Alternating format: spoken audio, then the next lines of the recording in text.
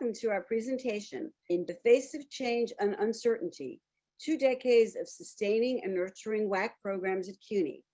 Our panel members will describe different aspects of WAC and CUNY that are linked to the sustainability and the viability of WAC programs. Andrea Fabrizio is a former writing fellow. She has been a WAC co-coordinator since 2009, and she is also the chairperson of the Hostos English Department. Trudy Smoke was the coordinator of the WAC program at Hunter College from 1999 to 2019 when she retired. She taught ESL, linguistics, and rhetoric in the Department of English, and she is published on these subjects. Dennis Paoli was coordinator of the Hunter College Rockowitz Writing Center from 1987 and co-coordinator of the Hunter College Writing Across the Curriculum program from 2001 until retirement at the end of 2019. I'm Linda Hirsch. I've been the WAC coordinator since the program's inception in 2000. I am also the director of the Liberal Arts and Science degree. We will begin with Dennis Paoli, who will provide some context for understanding WAC at CUNY.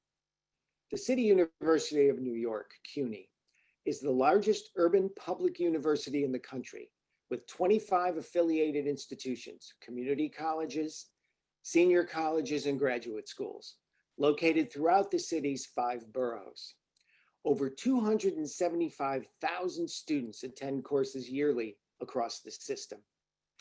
Before the turn of the millennium, WAC existed as a nascent piecemeal program at several CUNY colleges, and WAC events and initiatives were occasionally sponsored by teaching and learning centers, academic support and writing centers, and curricular programs such as first-year experience and learning communities across the 18 CUNY campuses at the time. Then, in 1999, a CUNY Board of Trustees resolution mandated writing requirements and instruction across the curriculum in all disciplines at all the CUNY colleges. And that mandate was programmatic, programs to be instituted by each college and funded by the university. Programs would be led by campus WAC coordinators, who would manage the writing across the curriculum program on their campus and at the university level, coordinate with other CUNY WAC coordinators to share challenges, strategies, and responsibilities. To support and staff the campus WAC programs, the Board of Trustees resolution also mandated and funded a 2-year CUNY Writing Fellowship for graduate students from the CUNY Graduate Center. 6 CUNY Writing Fellows would be recruited on each campus, and all fellows would receive professional development in WAC principles and best practices from the CUNY WAC coordinators. The fellows' professional development began in year 2000 with a week-long late summer institute for fellows and faculty from the CUNY colleges, and continues today in 3 day-long sessions throughout the academic year and regular meetings on the campuses. According to CUNY recommendations, writing fellows can support local faculty development programs at the colleges, provide instruction on a supplemental basis to student writers, and offer writing support services to departments and college administrations, such as research and curricular development.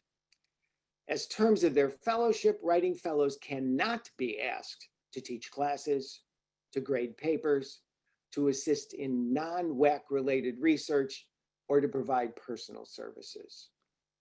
Writing fellows then were and continue in a liminal position, advised to partner with faculty in WAC activities and even participate in WAC-related faculty development, but they would not take on traditional faculty roles or professional responsibilities.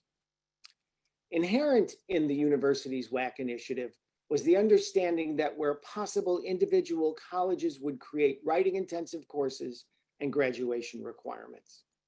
Several CUNY colleges already had writing-intensive courses in their curricula, but most CUNY schools subsequently heeded the university's recommendation and instituted WI courses and requirements.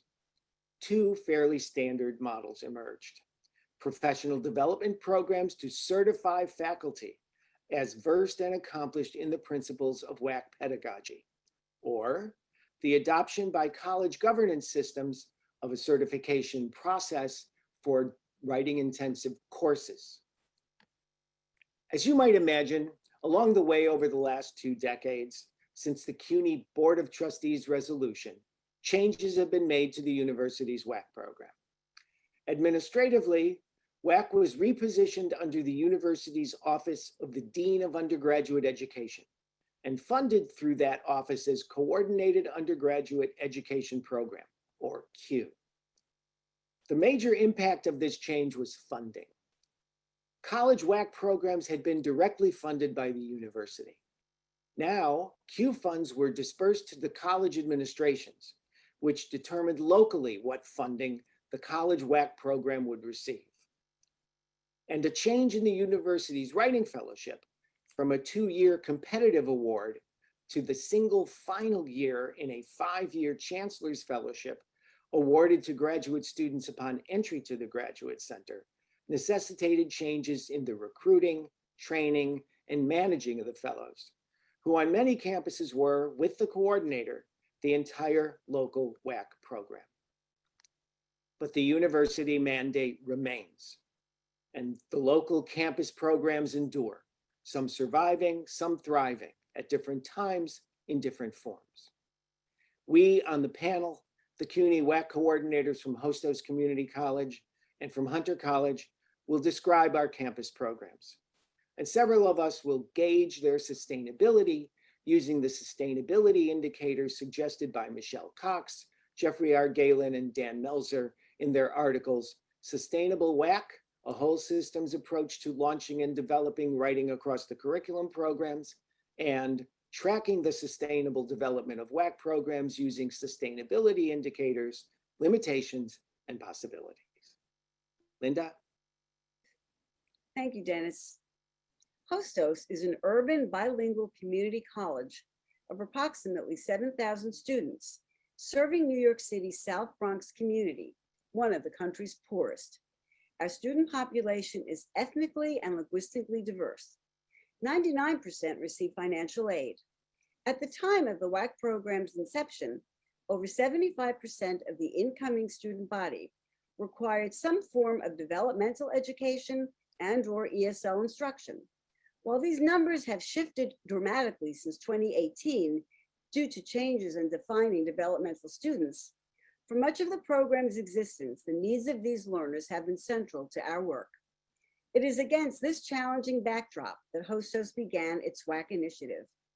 As in most WAC programs, campus writing efforts focus on developing student ability to read and write in a variety of disciplines and genres, including the newer demands of 21st century literacies. The COVID-19 pandemic also ushered in a new emphasis on WAC in the online environment. The CUNY 1999 mandate set the overarching university goal of improving student writing. It was a goal common to all.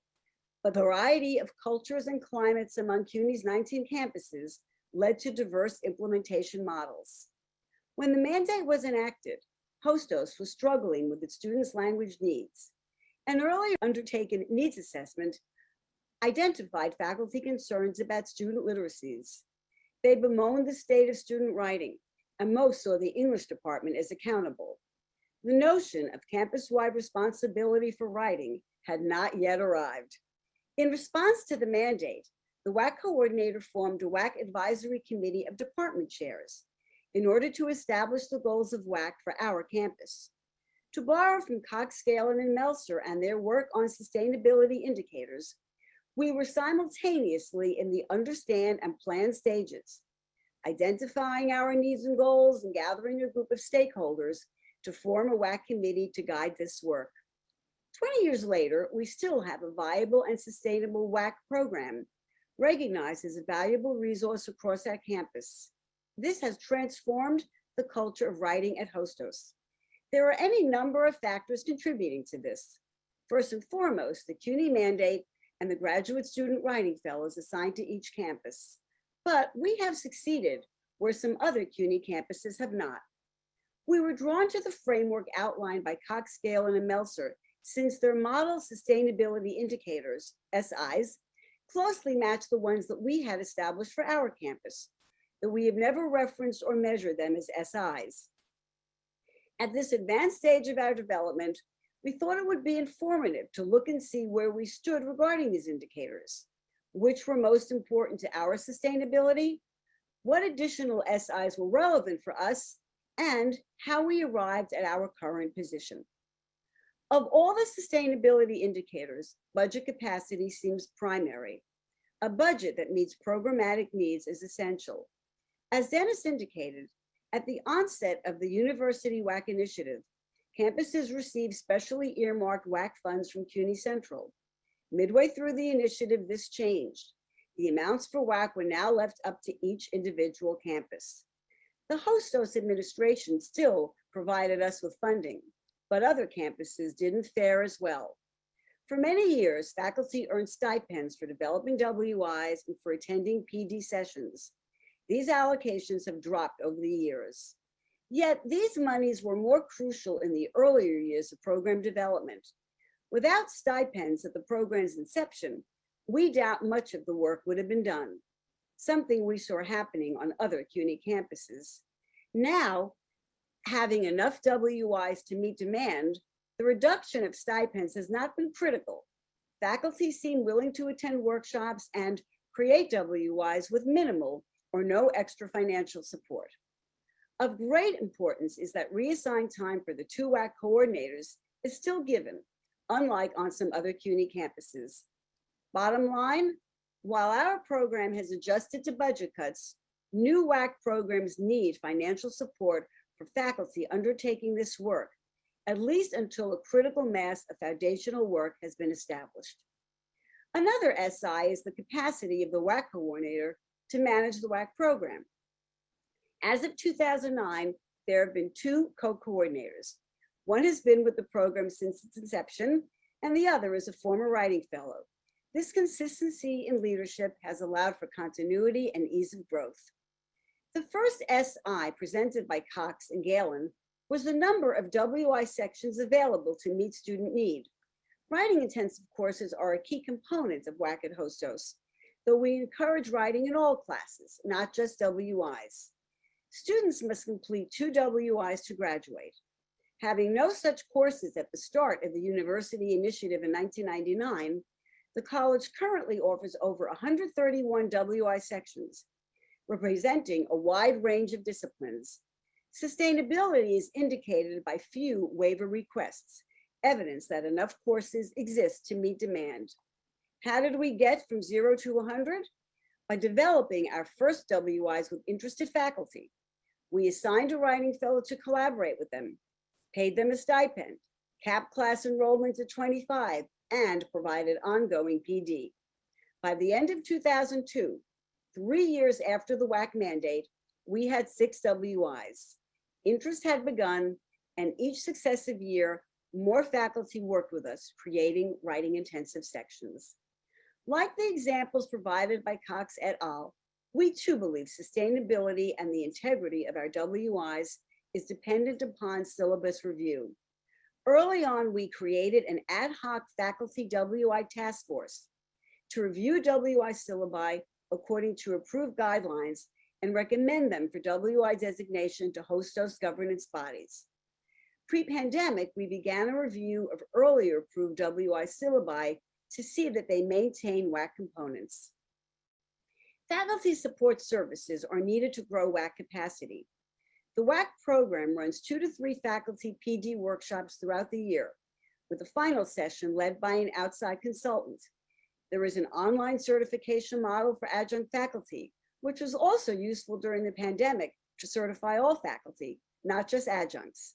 As noted, faculty stipends to attend WAC workshops have been eliminated. So far, attendance has not been affected. PDs are always well attended, including Zoom sessions during the pandemic. Having sufficient faculty to teach WI sections is necessary for program sustainability. Initially, only full-time faculty were permitted to teach WI sections, but many departments asked that adjuncts also be allowed to do so. Adjuncts must be pre-certified to teach an existing WI. They can also create a new WI in collaboration with a full-time faculty member. While we have enough faculty to teach WIs to meet enrollment demands, we are noticing a trend toward using part-time faculty. We are examining possible reasons for this. Capping class sizes for WI has been an incentive for faculty. Without this cap, the viability of WIs would have been threatened. Currently, enrollment has been set at 25 students per section. While approved WI syllabi include actual low and high stakes assignments, it is difficult to know which WAC strategies are actually being implemented in the classroom. To address this, we distribute and analyze qualitative assessment survey instruments to students and faculty to identify WAC elements of the curriculum. Our earliest surveys even asked, is this course writing intensive?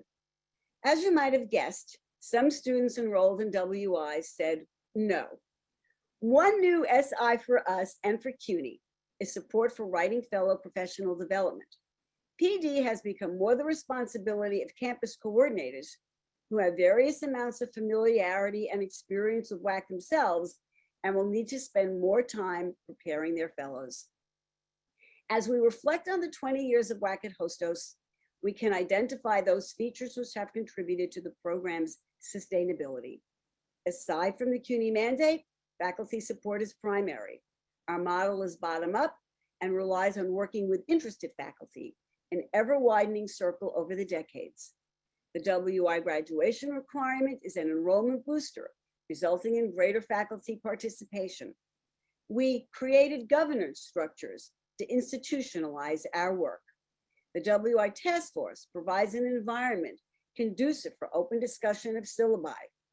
The Hostos WAC Initiative has great campus visibility. The program is integrated with numerous other campus projects and initiatives, including Gen Ed, the Writing Center, freshman academies, and programs for high school students taking college courses. We publicize our work through our website, videos, workshops, manuals, a newsletter, and our new digital, the WAC Reader, Research for the Classroom and Beyond. We have accommodated to shifting priorities. Recognizing the pedagogical connections between reading and writing, we became the writing and reading across the curriculum program in 2005. All of these factors have resulted in college-wide support and authority for our work. While we have not set formal bands of equilibrium for these sustainability indicators as described by Cox et al., we have paid constant attention to those factors which contribute to our program success, and we have quickly sought to address those which might undermine it. Money to support our initial growth, which we measure in years, has been instrumental. Yet there are external factors beyond the WAC director's control, which can result in success or failure. As in many other areas of our professional and personal lives, we have absorbed one vital lesson. Pay attention, control what you can, and do it well. Thank you. Andrea Fabrizio of Hostos Community College will be our next presenter. Thank you, Linda.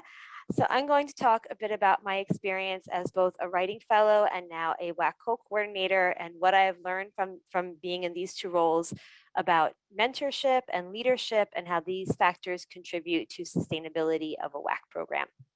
So I want to begin first with a little bit of background about myself. So I was a writing fellow at Hostos from 2003 to 2005, and Linda, of course, was the coordinator. I then taught as an adjunct at Hostos in 2005, then moved to being a substitute for 2 years from 2005 to 2007. And then in 2008, upon completion of my PhD, I was hired as an assistant professor in the English department at Hostos. I mention all of this because I really feel that my work as a writing fellow was integral to my hire as a full-time faculty member at the college. And it was also a major factor in my becoming WAC co-coordinator and joining Linda in that position in 2009, because there was so much that I took away from that fellowship in terms of leadership skills and my own professional growth.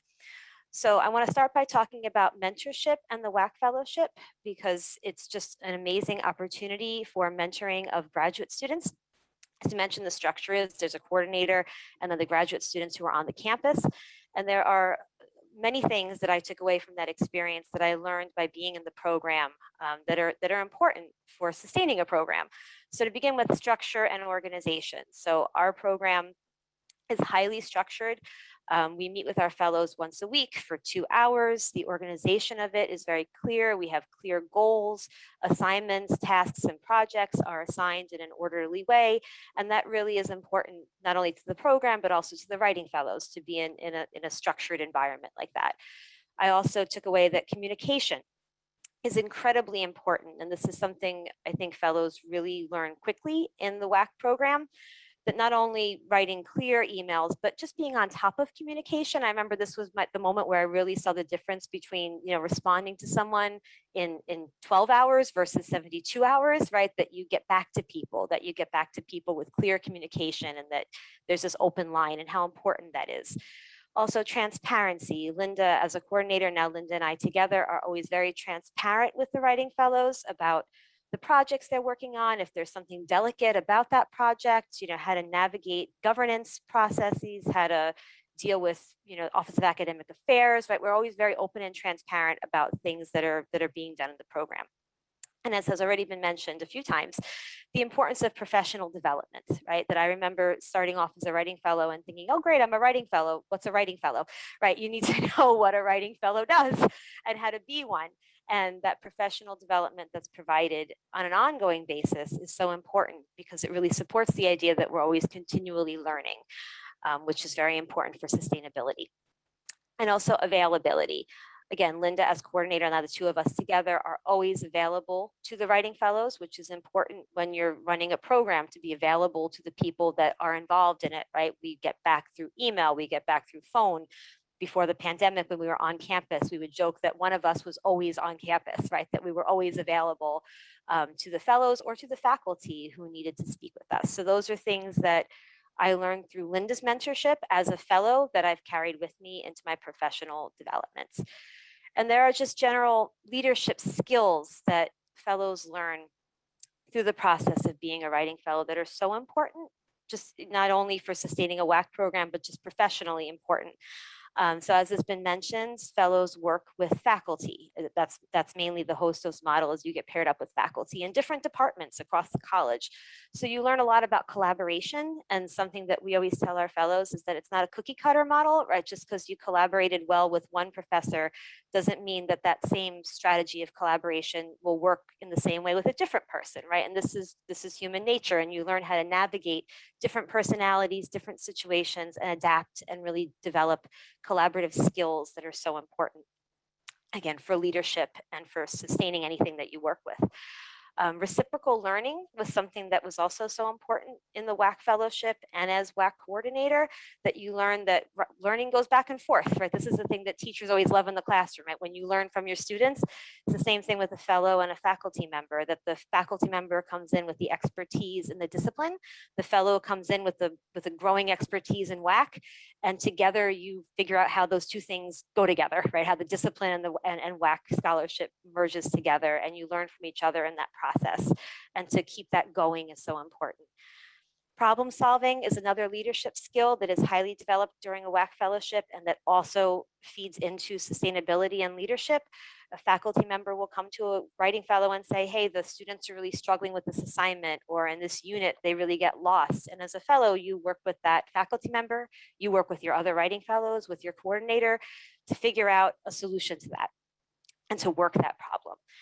And again, just the learning about the academic world, right? Learning how things work on a campus, how faculty interact with their chairs, and again with OAA or with governance or Senate and all of these things. It's just really important to not only know your field, which writing fellows come in with a good understanding of their field, but about that broader academic world is a wonderful learning experience. And working across the disciplines, getting out of your own silo. I was in English, right? But I got to see how things worked in radiologic technology and history and humanities and all the different fields, which you see, what translates across disciplines and what's different in disciplines. And that's, again, a very valuable learning experience.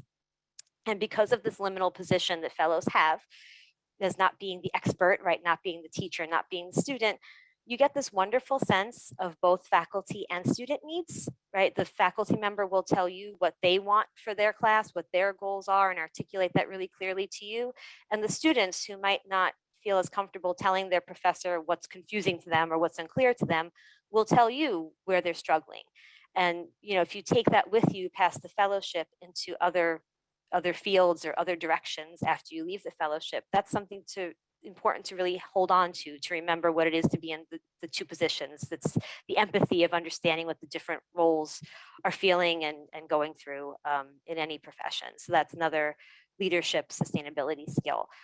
And again, can't say it enough, you see firsthand the importance of professional development, not just for the fellows, but for the faculty you work with, right? They would so appreciate getting a copy of Engaging Ideas or being invited to one of the workshops Linda mentioned, or to get a stack of materials and handouts, right? That professional development was so important for the faculty and for the fellows, that everyone appreciates the opportunity to learn more about what it is they're supposed to be doing, right? So that they could do it well, and that's ongoing, that never stops.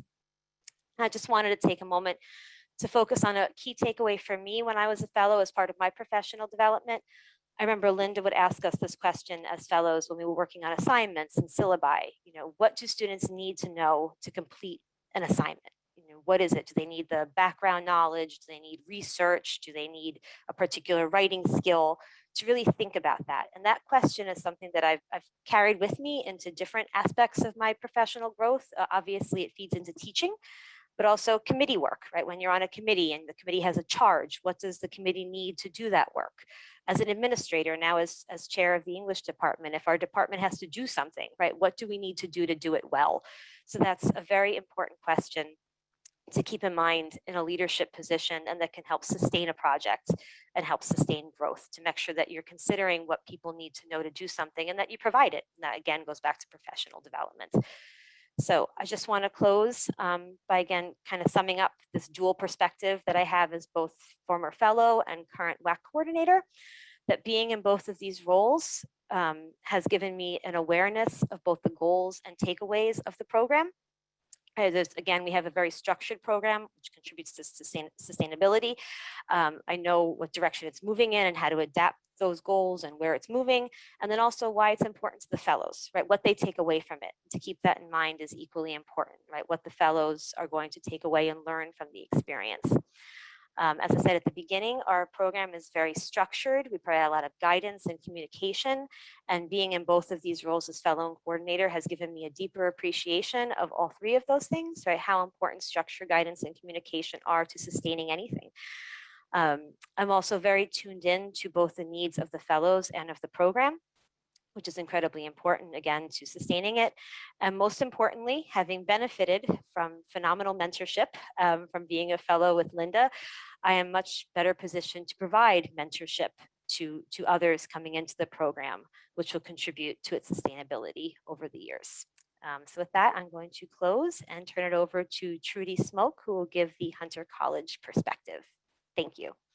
Hi, thank you. Thank you, Andrea, for that introduction. And I've really enjoyed hearing about Hostos.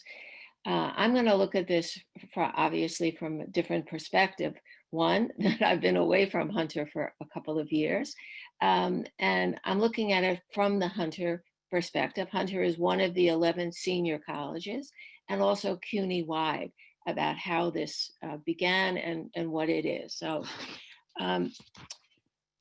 looking at the readiness of the institution to commit to student writing, I was thinking about that as one of the sustainability indicators that we've all been looking at and referencing and thinking about. From the CUNY-wide perspective, that 1999 mandate really forced a change on an institution that was facing negative publicity across the city and criticism because of open admission and students that were considered to be less well prepared in the college. And that same criticism was not only coming from the outside, but it was also coming from within as well. Many professors didn't want to work with the students, that they felt that they shouldn't be in the college, or they weren't interested in teaching writing in the upper level courses. They thought writing should have been taught a long time before that. And Hunter College itself kind of exemplified the conflicts of this time period. Hunter is a college with a subway stop. It is very visible. It is located in New York City's wealthy Upper East Side, one of the wealthiest neighborhoods in New York, with some 20,000 students, 16,000 of whom are undergraduates, a very diverse student body. It is a powerful presence in the neighborhood, although almost totally disconnected from the community in which it is located. And in some ways, this is what was happening with a lot of these entering students who were very disconnected from and unwelcome in the college. So in that climate, I really welcomed the 1999 mandate. And I saw it as, and I still see it now, especially in an overview, as transformative for CUNY. The whole attitude toward writing had to change. And with these doctoral fellows coming into the campuses where they did the things that Andrea has just described so beautifully. And this was not only preparing them for the job market, which was one of the reasons why the Graduate Center was interested in this, but also preparing them to teach in the colleges. And their presence at Hunter has been across the many disciplines. It's been absolutely fascinating. But how in this situation do you get people to work together? Because one of the sustainability indicators is how we work together, how we gather support. And it began, I think, with the choice of the WAC coordinators. We all met and at that first meeting, and we were tasked with going back to our campuses and beginning these WAC initiatives. And many of the campuses, as I said, did not have them, and Hunter was one of the ones that did not. Of the group of WAC coordinators were mostly from English departments. Some of us knew each other from graduate programs or professional organizations. We arrived at these meetings and we learned together how to become WAC coordinators. This was not natural. We learned it through meetings. We learned it through talking with one another. At those meetings, we talked about budget. And as Linda and Andrea and everybody has said, budget is critical to a program success. Where does it come from? When do you get it? We talked about release time. Does it come from the department? Does it come from the administration? Again, how much gets it? How long? What is the pedagogy that we think is so important for our students? And we aired our concerns and we talked with one another. When I first started as a WAC coordinator at Hunter, as I said, it was not always it was a somewhat hostile environment. So I started working with the departments that already had a writing commitment, and that was seemed to be the natural way to begin. But many departments were still reluctant to do it and saw any imposition of writing on their departments as a violation of academic freedom. So it became clear to me to get more departments involved, I needed to work with somebody who had great connections in the college, and that was my colleague, Dennis Paoli, who was the director of the Writing Center. So we became co-coordinators, and as the WAC coordinator, I also was on the course of study committee, which was to approve courses that were going to be writing intensive courses. And one of the problems with it was that we have a very, very basic minimal WI requirement. So most courses could easily get in, but it was what was going to happen to them once they did. 2 years into the program, Hunter passed a graduation requirement of 3 WI courses. And once it was a graduate requirement, suddenly a lot of departments wanted to get in. Many departments, and we also have hundreds of WI courses at this point. But what happened with those courses is what kind of support they got within the college. We were not able to pay faculty for the kind of workshops or training that Hostos has been doing. We were only allowed to pay part-timers and adjuncts for this. And those were the ones that attended most development PD meetings about bringing writing into their courses. Beyond that, we did have the feedback of our dean, who was powerful. And then she suddenly left. Soon after, our associate provost, who provided the budget, left. And I'm noting this because this is a problem of WAC programs. There is enormous administrative turnover, and that administrative turnover puts the programs in jeopardy. But through all of these things that I'm mentioning that were problematic, we had the writing fellows who were working closely with this variety of faculty across the disciplines. And they were observing in the writing center, they were doing tutoring, they were learning WAC pedagogy, and we met with them also for weekly professional development meetings, at which time we talked about WAC pedagogy, we talked about teaching issues, we talked about their dissertations, and we talked about preparing them to go on the job market. They were building the skills that would make them assets to the college that hired them. Their knowledge of WAC, their mentoring skills, their ability to work with a wide variety of faculty in different departments, and their knowledge, obviously, of their disciplines.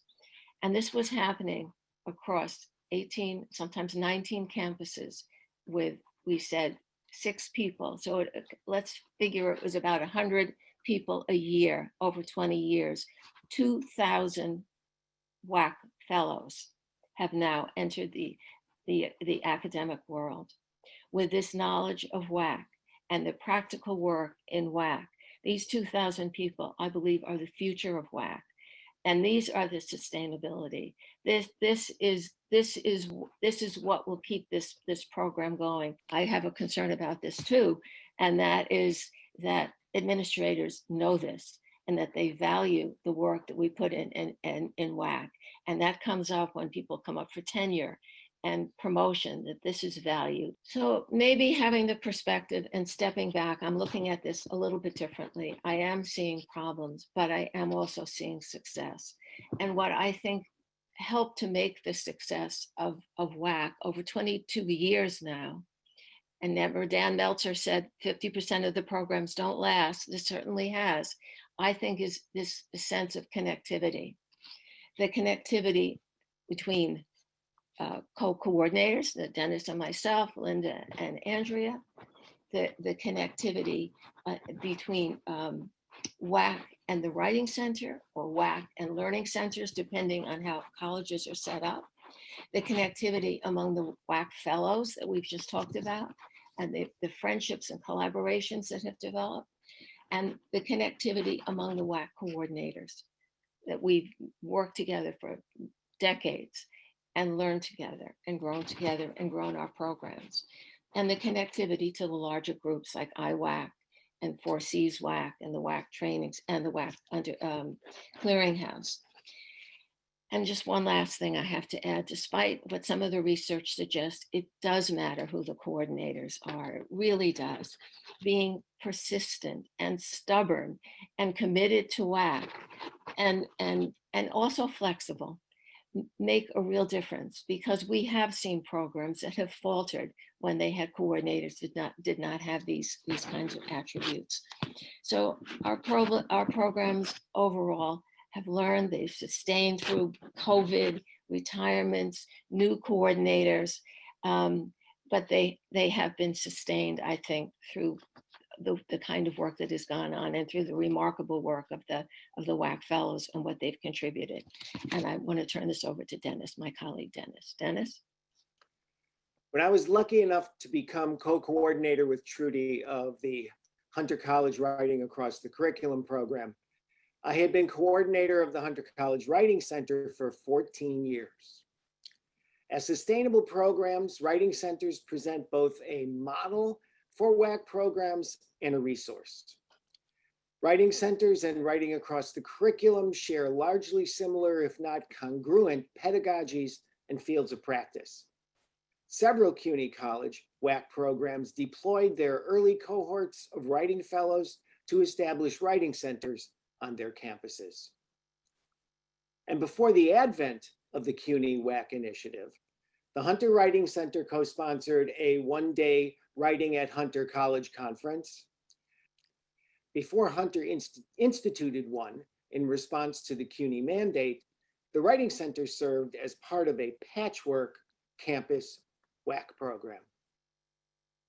In the understanding and planning stages of founding a WAC program characterized by Cox, Galen, and Meltzer as the fact-finding and strategizing stages, when the campus mood, writing ideology, and major stakeholders are identified and engaged, the local writing center can be a valuable resource. A center like Hunter's, which serves student writers across the curriculum at every level, has firsthand and current knowledge of the stress points in the curriculum, in classes, and in student experience related to the local writing requirements, instruction, and student and faculty engagement.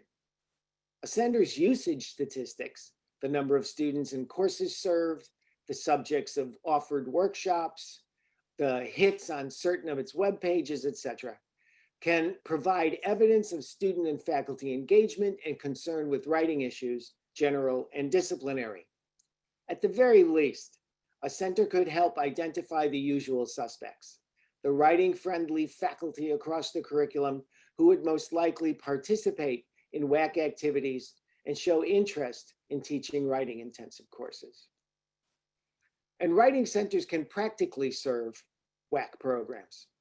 At Hunter, an urban campus with a large student population and limited spaces, the Writing Center provided room for weekly fellow meetings, for fellow sessions with students and workshops for classes, and for semesterly faculty professional development seminars. Fellows could use Writing Center materials, and courses could deploy its tutorial services.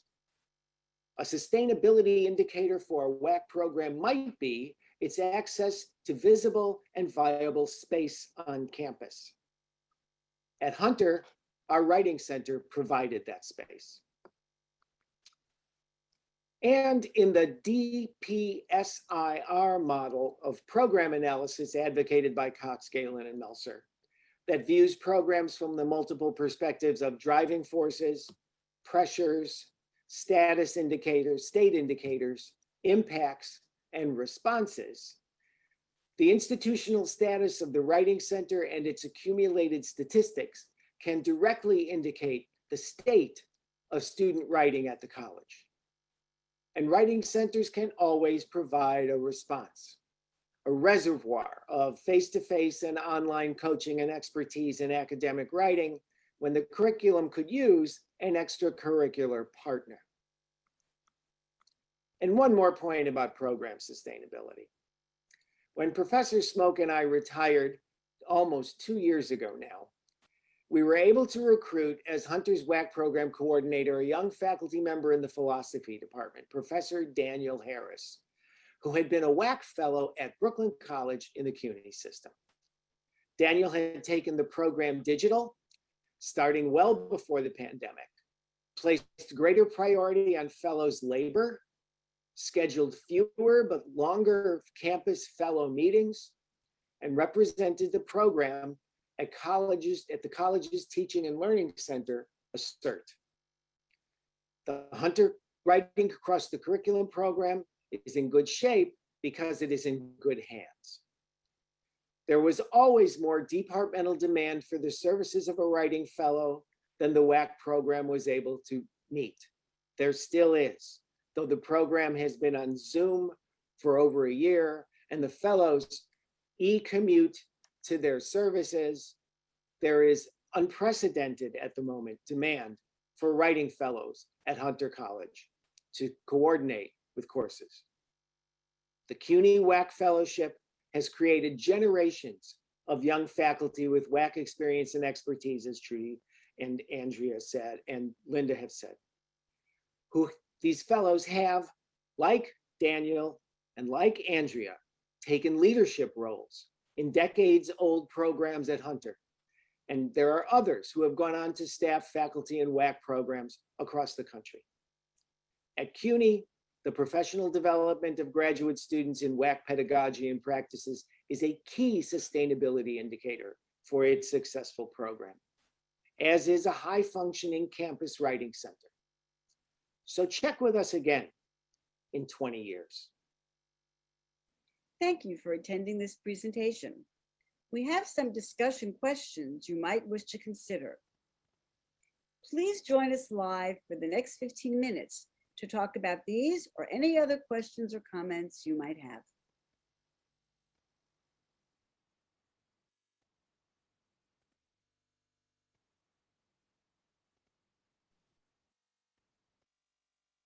Thank you all for joining us. We're so happy to see you here today.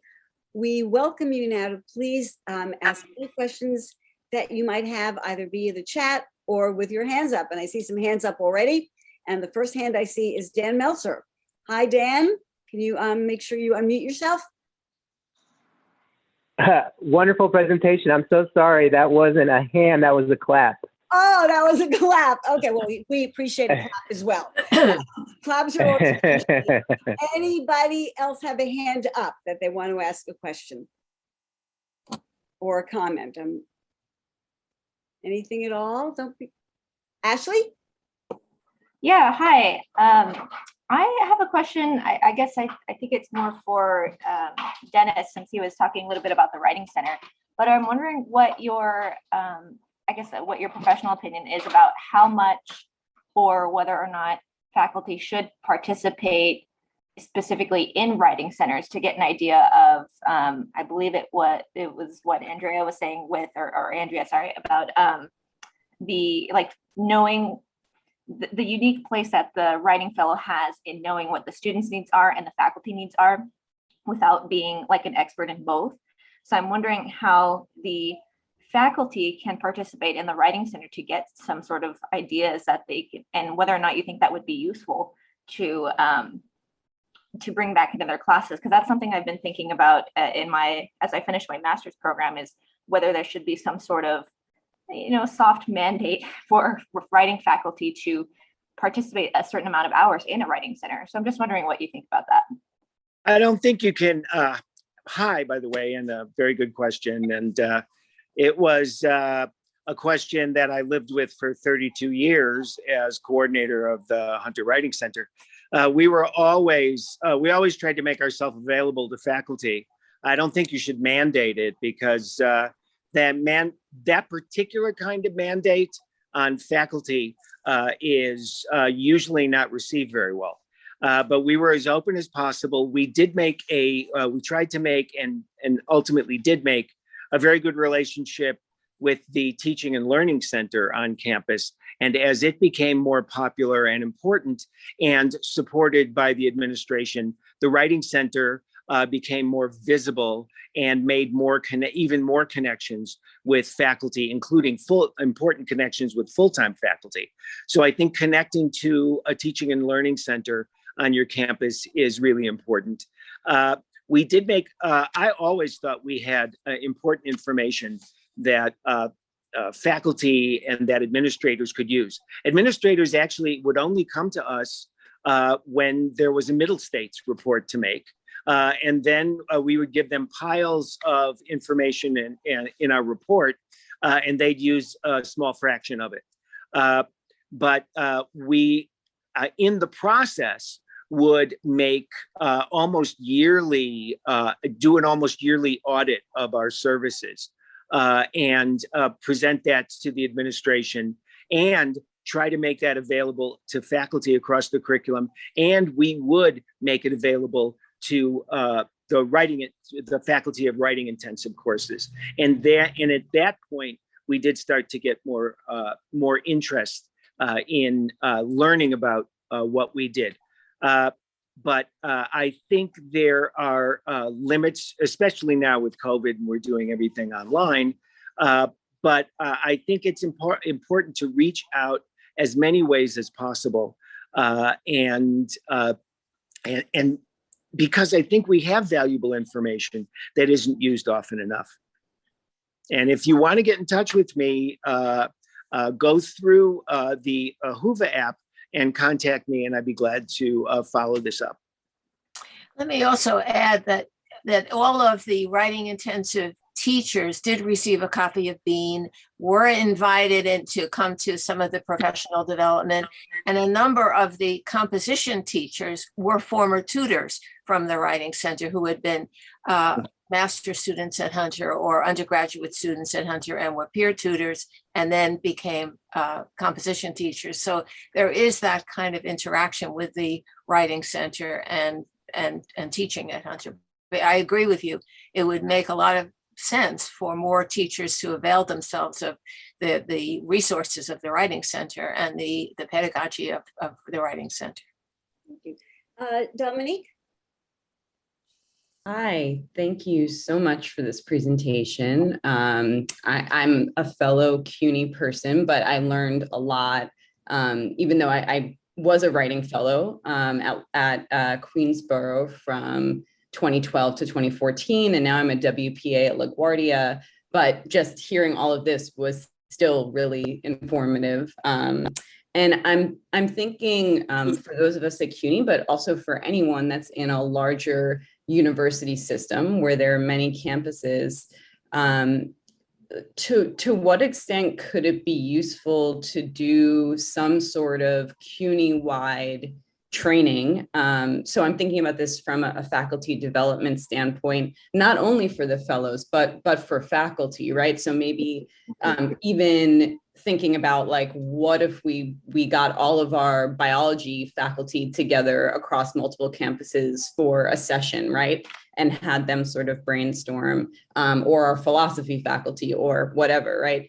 And sort of part two to that, is there a chance to open up new budget possibilities if we say now, this is a university-wide thing that we're doing? Because obviously at CUNY, there are always pots of money that are hiding. We just don't know where they are. So like, if we said, we're doing something that's now not only campus specific, but CUNY-wide, can you find a way to fund us? Are there options for that? What do you think? If you've noticed us smiling a lot while you spoke, it is because what you don't know is that we used to have CUNY-wide PD for the faculty.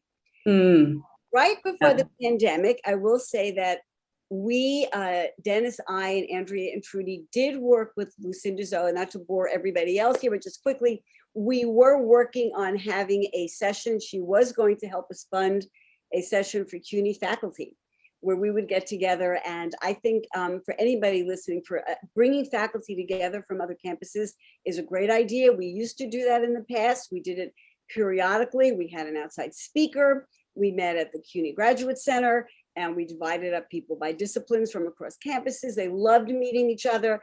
That was so exciting for community college and senior college faculty to meet and get together and share commonalities and differences. And as I said, prior to the COVID-19 pandemic, Lucinda Zoe actually had approved a plan to do a CUNY-wide faculty PD. I think something like that should be done face-to-face, frankly, for a first time. So unfortunately, for now it's on hold, but yes, there always are hidden pots of money, not just at CUNY, but probably everywhere for people listening. I mean, that's one of the things about leadership, is being able to kind of pull out from your campus, and that has a lot to do with your connections and who you are in your campus vis-a-vis your administrators. But yes, that idea is a wonderful idea, and I'm hoping that we can put it into practice. But you should know that it was a regular feature way back when of the CUNY Writing Curriculum program.